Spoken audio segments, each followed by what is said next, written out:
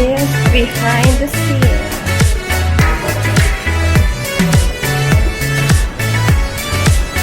So follow me, guys. Let's go.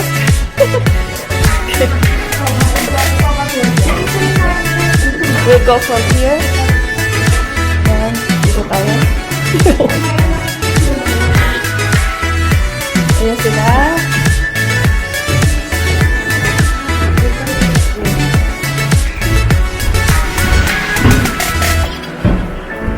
Malamig, sarap.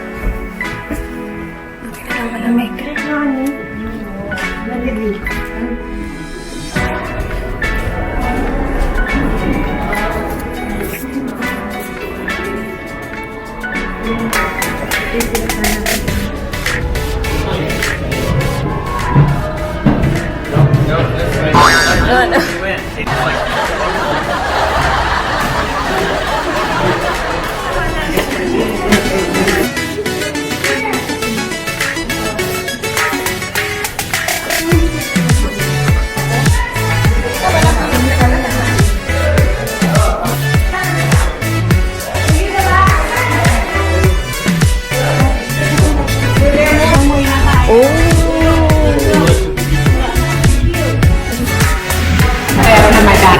Okay, we're here.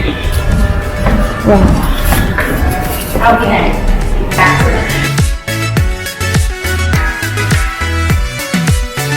Welcome to the behind the scenes tour of the Western Wall Tiles. Has anyone done a tunnel tour? Yeah. Yeah? Okay.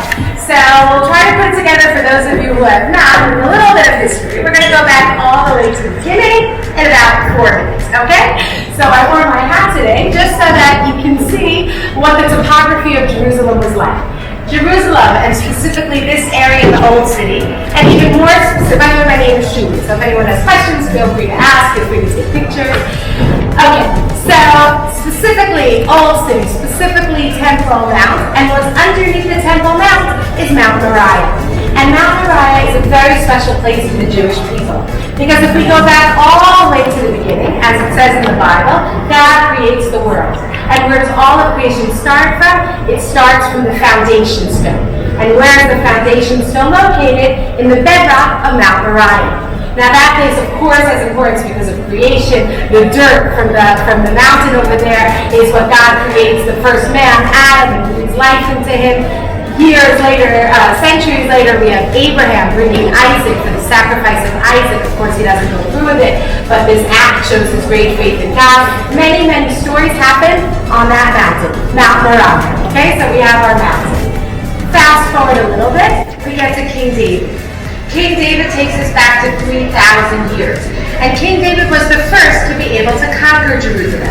He actually becomes king not in Jerusalem, but in Hebron, which is south of Jerusalem. And he sits there as king for 7 years. But he knows that Jerusalem is the eternal capital for the Jewish people. And so he makes his way north. He conquers this whole area. And right away he buys the land on top of Mount Moriah so that this spot will be the future site of the first temple. Now he himself is a man of war. It's not befitting that he should build the first temple. And so who does merit building the first temple? Solomon, his son, King Solomon, builds the first temple on Mount Moriah. And this temple, as we know, Solomon is the wisest of all men. He's also a great builder. It's a beautiful temple. And this temple stands here as the spiritual center for the Jewish people for about 400 years, until the Babylonians get here. The Babylonians conquered the lands of Israel, destroyed the first temple, and send the Jews to exile in Babylon, which is about Iran of today. The Jews are sitting there for 70 years. It may not seem like a whole lot of time, but for them, every day being so far away from the land of Israel, from Jerusalem, without a temple, is very, very hard. And so when they finally get permission after 70 years to come back to the land of Israel and to rebuild a new temple, they come with great excitement, not as much money. And so the temple they're able to rebuild, exact same spot, same place, Mount Moriah, foundation stone, but a smaller building than that of Solomon's, but a temple in every which way. And we now have a second temple back in Jerusalem. Fast forward a little bit, the Greeks get here, they fight the Maccabees, our story of Hanukkah, with war lasting 8 days. The Hasmoneans, the Jews, are ruling here again, and then the Romans came. This now takes us, we've sit through another 1,000 years to about 2,000 years ago. when the Roman Empire was basically taking over the world. And everywhere they conquered, they sent a king to that area. Who did they send here? King Herod. Now Herod will give him credit as we go through some of the things we're going to see, but we also have to stress how hard the man is problematic for him. Why on earth is peace a problem? Because back then, rulers show how great they are by winning wars. And if it's peace, there are no wars. So Herod decides and of course he wants to build in Jerusalem as well. And he looks at this small temple on top of Mount Moriah and says, let's make it grand. But when looking at this mountain, he sees, okay, we have a mountain topographically, but we've got a very deep valley in the south, and we've got another mountain up here in the north, and it's not working. So what does he do? He fills up the valley in the south, he smooths out the hill in the north, and basically he reshapes the mountain the way he wants it to look. And this is the Temple Mount of today. What he did here was, on top of Mount Moriah, which is right here in the middle, he built 4 walls. The southern wall, the eastern wall, the northern wall, and now you see the full length of the western wall. These 4 walls basically wrap around the mountain of the middle, but on top of all this, he's able to create this huge platform upon which he builds a magnificent new second temple. Now this temple is so beautiful that even in the Talmud says, anyone who hasn't seen it hasn't seen a beautiful building in his lifetime. Okay, for us to understand that this is twice as high as the Dome of the Rock stands today. Now, we're going to take a brief moment in history, time out, and see what we're seeing over here. Why, I asked, if the temple stood on top of the Temple Mountain, and this was the holiest place for the Jewish people, then why today, and now for 2,000 years since the Second Temple was destroyed, do we pray at the Western Wall? And when I say Western Wall, for those of you who have been on the tunnel tour, the exposed area is outside. The rest of it, which we're not going to see on today's tour, that's on the tunnel tour, is basically under the Muslim border, so you can do that tour and see the full length of the Western Wall that's covered by the Muslim border. But why do we pray here when historically this was the site? So first of all, these walls still exist. Many of them, the southern wall, you can see a lot of it, the western wall, most of it, but there are remains of the other 3 walls. The western wall has more significance to us, A, because it has the most remains, but B, more importantly, when you enter the temple, you enter into the main room, and then there's a back room called the Holy of Holies.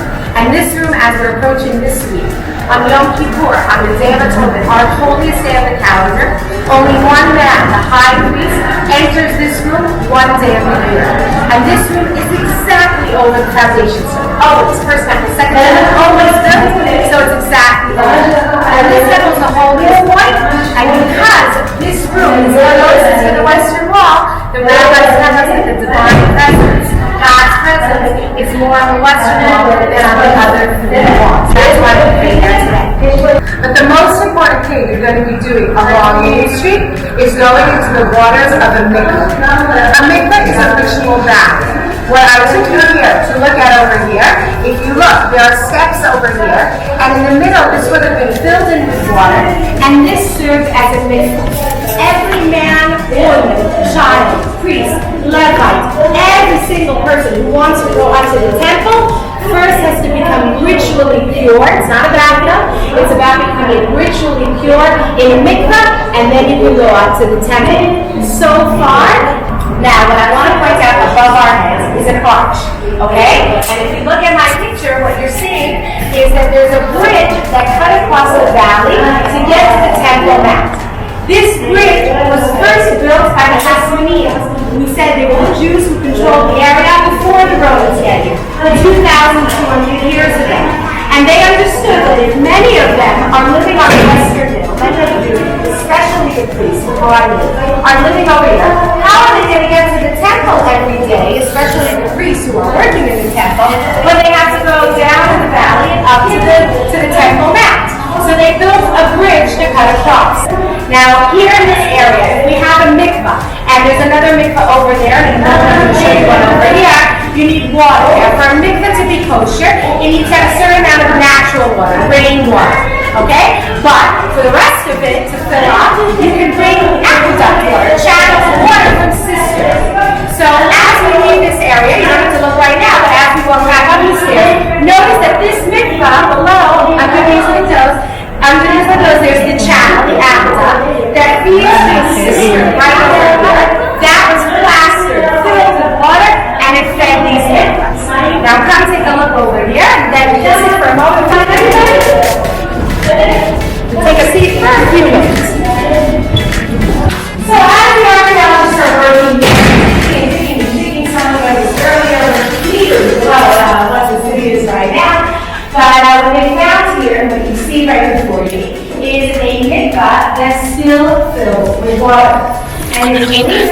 mikveh has been built for 2,000 years.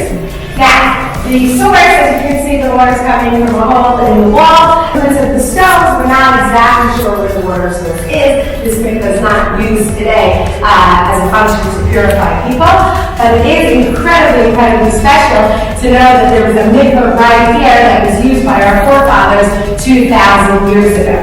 Now, what you're seeing in this specific room is you can see the stones. All of this, by the way, if you walk around the room even a little bit, you know everything is built with stone. The stone used here in this area and much of the country is limestone. That's what we have. That's what we built it. Now, I've lived in Israel now for about 18 years, half of which were in Jerusalem, which is amazing, and now I live just outside the city. And when I moved out there, my neighbor was actually renovating his home. And in the course of renovations, anywhere you dig in this country, you're never quite sure what you're going to find. And all of a sudden they're digging and they found something. And lo and behold, they call the archaeologists, the Antiquities Authority, and what does my neighbor have in his garden? He has a mikveh that dates back 2,200 years ago. It talks of the mikveh because as all of the Jews are coming from all parts of the country and the world even to come to Jerusalem, it's a little bit, if you've even been here on Passover or Sukkot, it's a little bit of a social scene. You haven't seen your cousins who live in the Galilee since last year. All of a sudden, it's very exciting.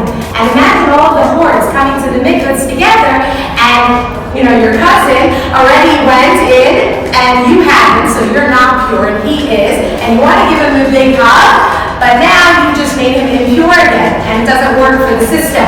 So in bigger mikvahs like this one, where you have a lot of people going in and out, in and out, in and out, they decided we need to have a system in place.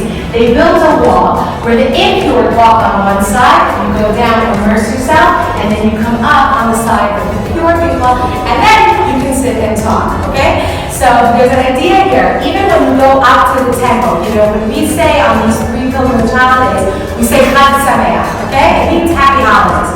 But the root word of the word Chag is much like for the Muslims, they say. And when you go up to the temple mount, you basically make a circle. Everybody goes up from the southern wall, from these steps.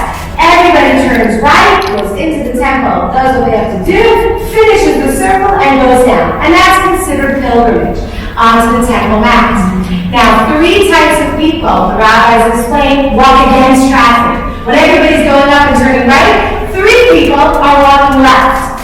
Why are these people walking against traffic? So first of all, it's a person who's getting married. And why does he walk? Because if he's walking against people, people are going to say, what's up? Why are you walking this way? Looking like I'm getting married today. And they'll wish him congratulations. Maybe they'll give him a present, a little check to start his life. So that's to rejoice with him. Saturday, it was everything completed for the Jewish people.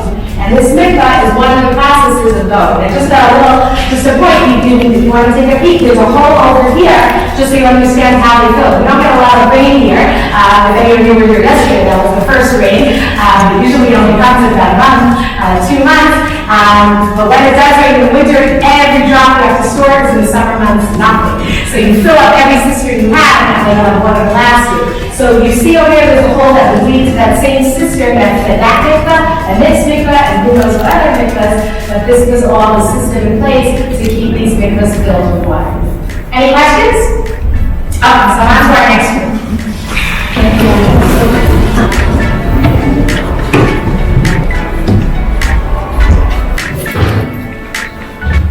So we are now in a room, if I show you on a map where we are, we're really right next to the bridge.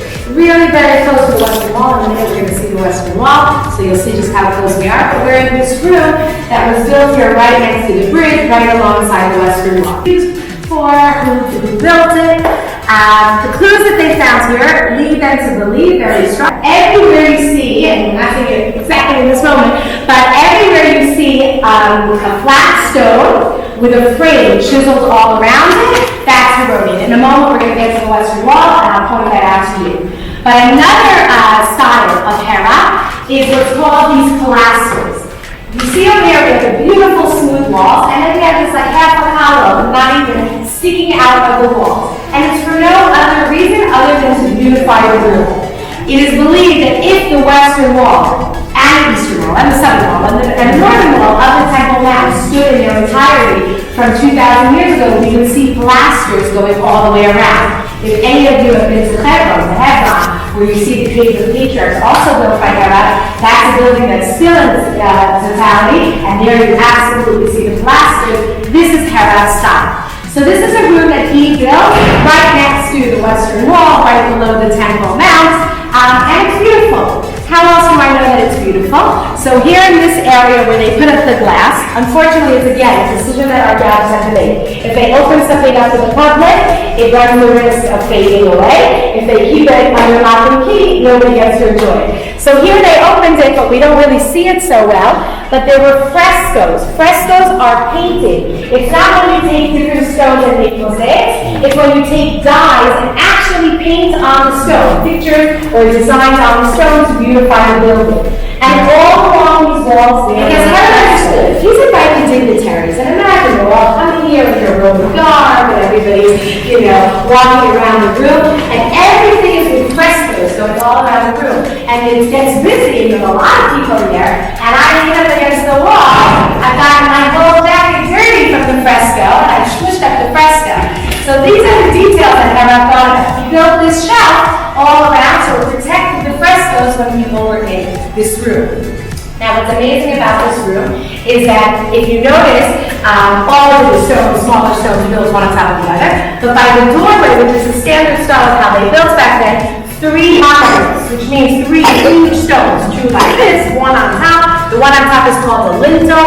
In most places when you find a building standing, you don't find the lintel still on top. Usually it has fallen off from 2,000 years ago. So to see the lintel in place over here is incredibly important and significant over here. You see, of course, that it is cracked. There have been earthquakes, as I said, and they filled it in with cement, so it wouldn't move anymore. But the fact that it's still in place is very impressive. Now this column over here in the middle is from centuries later, when you had Muslims here, when you had the early Muslims, Crusaders, the later Muslims, different groups sat here and realized, wait, we're in an area where there are earthquakes and all of this could come down. Arches are very strong, but we want to make sure it stays stronger. And so they built a column that held up the roof, and that's from a different time period. Now this room, we're not 100% sure what it was used for. There are different theories. Maybe it was where the Sanhedrin sat at one point. Maybe it's where the courts, maybe it's where Herod entertains people who came in. Whatever it was used for, we definitely know it was a beautiful room for opulence that Herod built running alongside the Western Wall.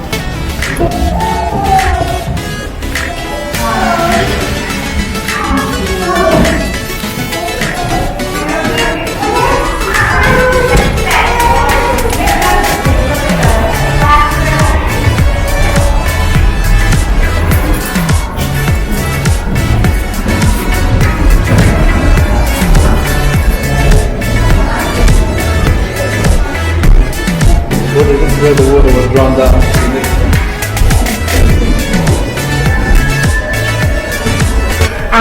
We walked down those stairs, and before the staircase over here was the top floor arch of the bridge. Over there, you can see where we came from is the bottom level arch of the bridge.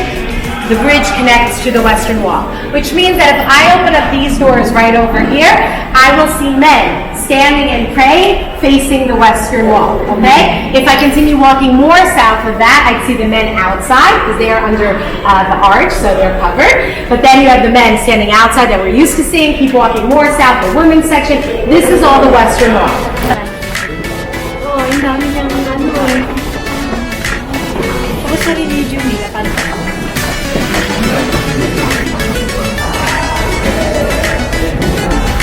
May mumu, malamig. I'm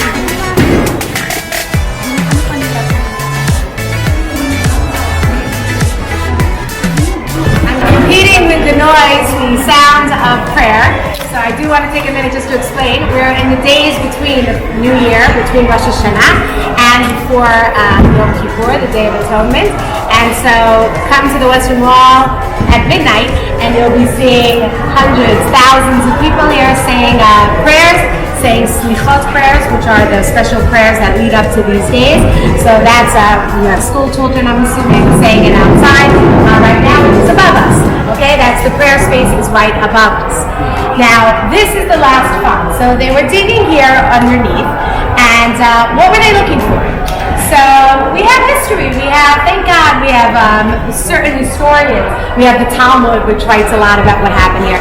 We have Josephus Flavius, who was a Jew living at the time of the revolt, of the time of the destruction of the temple and after, and he writes down a lot of what was here going on at the time. And so looking at all that, archaeologists are able to know what was here and what we should be looking for. And Josephus writes how there was a very small Odeon, like a small theater next to the Western Wall. We call it Odeon because for shows, for entertainment.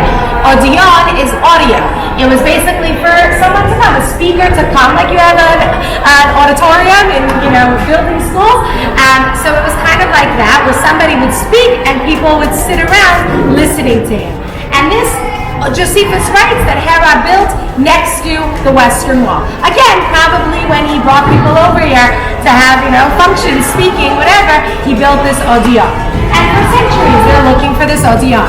And as I said, about 2 years ago, they found it. And if you look right behind me, this is the semicircle of the Odeon, the small theater, which basically would have had seats all around it, and the people would have sat here, and let's say where this young lady is standing would be the speaker, and wherever you're going to see this type of stone, that's original from when the second temple was built here by Herod. Now, but when the Jews started realizing, much if you can parallel it to the Holocaust, some of the Jews living in Jerusalem realized we should get out before this happens.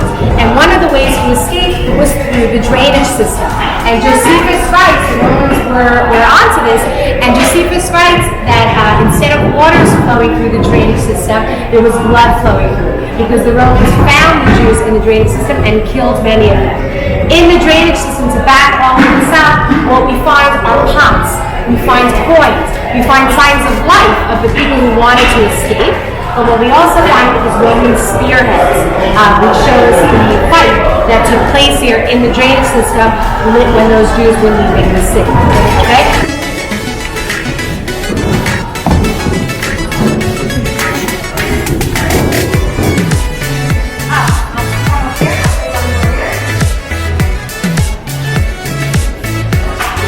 You may have noticed we're short outside, but I do want to point out, notice there are plenty of notes here as well. What are these notes doing here? So about 300 years ago in Eastern Europe, there were pogroms, there was persecution. And it's not easy, to say the least, for Jews to live in those parts of the world. And so there was an idea started brewing that why are we living under persecution when we have the Holy Land, we have the lands of Israel, and maybe it's time we go back home. And so slowly this idea started taking form, and Jews started coming back to the land of Israel. But of course, it was a dangerous trip, it was an expensive trip, and not everybody could make it. So if your neighbor living in your small little village in Eastern Europe is going to the Holy Land, you'd say to him, do me a favor, when you finally get to Israel, to the land of Israel, and you finally get to Jerusalem, and you touch the stones of the Western Wall, please pray for my family, pray for my business, pray for my health, my children, my parents. And this poor guy, imagine, he can't remember everybody's prayers. So he would say, write it down, and I'll stick it between the stones. And that's how he'll pray when we get to the Western Wall.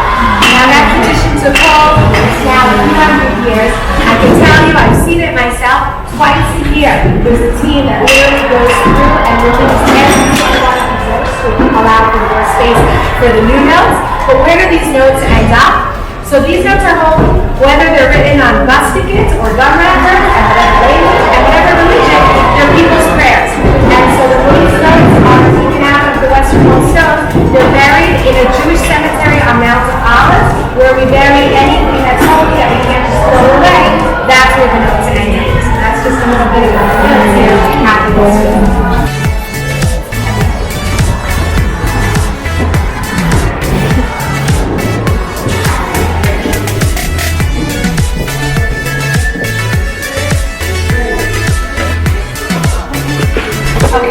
For a moment, I'll just point out, in a moment we're going to be walking that way, we'll be under the bridge. But we're under arches over here as well. And I mentioned this very quickly, when the early Muslims get here, they say we should also build a bridge. And so the stones you stand under in a moment will be under those bridge, are from the early Muslim period. But about 800 years ago, when the Mamluks sat here, about 800 years ago, when later Muslims, Mamluks, lived here, they said this one bridge that cuts across the valley is not enough to accommodate for all the people who have to cross over to get, for their purposes, to get to the Dome of the Rock, to get to Al-Aqsa Mosque. They pray 5 times a day. We as Jews pray 3 times a day. And so they decided, let's, instead of this one bridge, they tried widening it and widening it and widening it, and it still wasn't enough. And they said, instead of that, let's fill up the entire valley, north to south, with arches. Arches are very, very strong. These are those arches. And on top of those arches, they'll build a new neighborhood, their homes. So basically what these arches did was lift up the floor, and basically the Muslim quarter is right above our heads right now, allowing for those Muslims to walk straight across to the Temple Mount. They don't have to go all the way down to go back up. They can pretty much walk straight across. Okay? So you have that earlier bridge, but these already are parts of the Mamluks, the arches that the Mamluks built holding up the Muslim quarter. The tunnel tour, which takes you all the way to the end, you're walking under these arches the whole length, and you pop out through the Muslim quarter at the end of the tour. Now, of course, the Muslims didn't walk around here as we are right now. They used the space here and there as basements to their homes to store their food, or as cisterns to have water sources. They're living above us. You go down into a cistern to get water. But this was basically opened up by the Israeli archaeologists after the 6-Day War, early 70s, 80s, and as you can see, still today, archaeologists are doing their thing here in this area.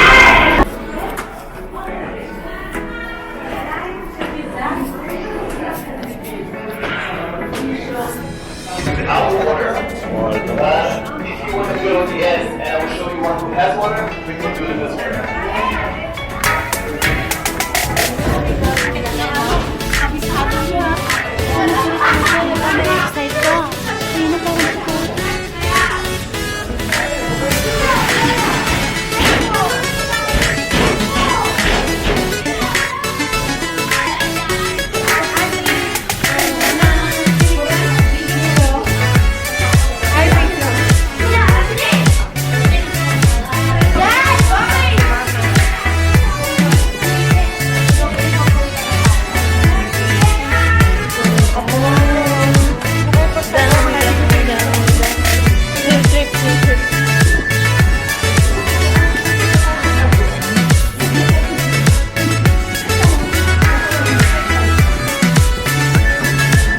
Kawawa yung taya dito.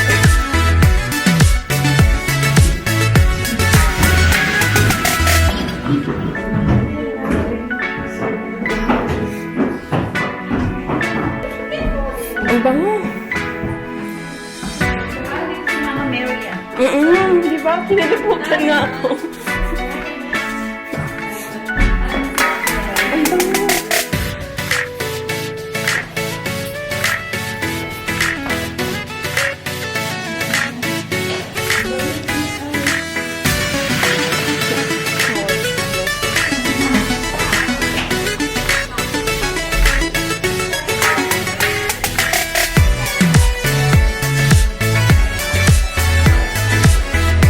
And we went to Solomon and the Babylonians and then the Hasmoneans and the Romans, and you can go on and on and on. The Byzantines, the early Muslims, the Crusaders, the Mamluks. So every stone here, basically, this is why I thank God we do have archaeologists. Every stone here has the signature of whoever built it. So here we're in a room now that's called Between the Arches. It's a beautiful room. We'll talk about what it's used for right now, but just historically, what this room was used for. And so basically where we are right now is the parking lot of this common. Okay, now in that room over there is basically a bathhouse. You can see the remains. Today it's used for something else, but there are remains in the bathhouse. So furthermore, in this area, you see what this building was. But we, like I said, are in the parking lot. And how do I know that? Because these columns are fortified. This was not from the Ottoman period. These columns, all have, if you notice, there are these little holes on the side of the corners of these pillars. But back then, where did you park your camel or your donkey? You park it wherever you needed to go, but it might move. It's like a car, not in a car. So you would tie it through this hole, tie it, and it would stay here. Now, if the camel is being tied here, it needs to have water to be able to drink. So if you look down over here, you see a cistern. So there were areas set up for water sources, as I said, for the animals, while the people stayed in the Khan, while they went to the bathhouse. This was the area from, as I said, the Mamluk and later the Ottoman and the Turkish period. Today what this room is used for, first of all, you see, I couldn't have asked for. Any questions before we make our last stop for this room? Okay, last stop.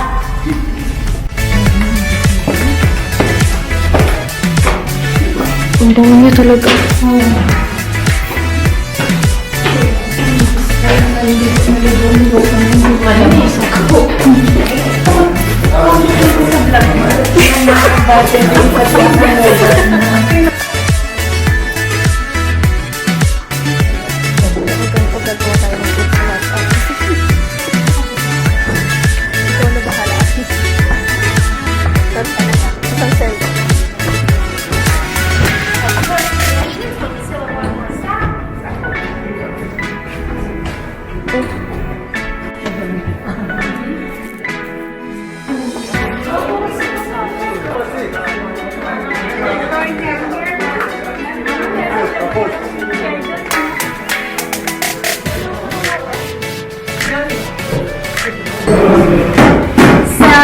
First of all, you hear the noise. There was archaeological work done here. Now they're making it a little more comfortable for us to be here. The sounds you're hearing, the smells you're smelling. Just on a technical note, thank God the Western Wall is our most visited site in Israel. We have over 11 million people per year that come visit the Western Wall from all over the world. And so the area has to accommodate all those 11 million visitors. Now over here, below you guys, to the right, what you can see here is a beautiful column with an ornate capital that you can see over here. And it wasn't found here in this area. It was actually found on the Temple Mount itself. It was a fortress for itself. So in the north, there was Antonia Fortress. But in the south of the temple, you see the valley of Eastern Valley.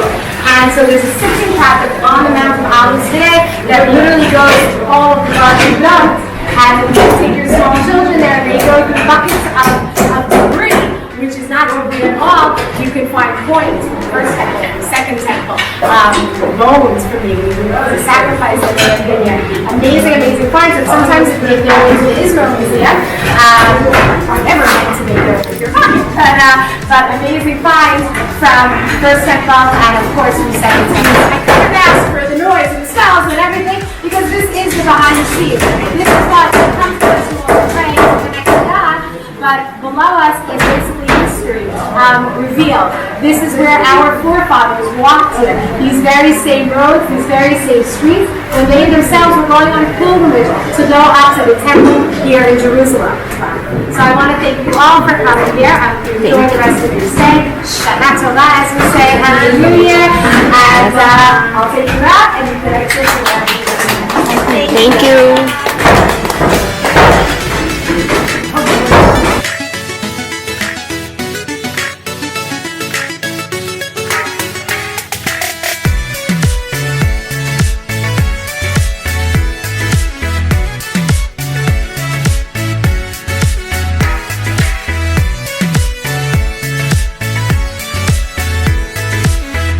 La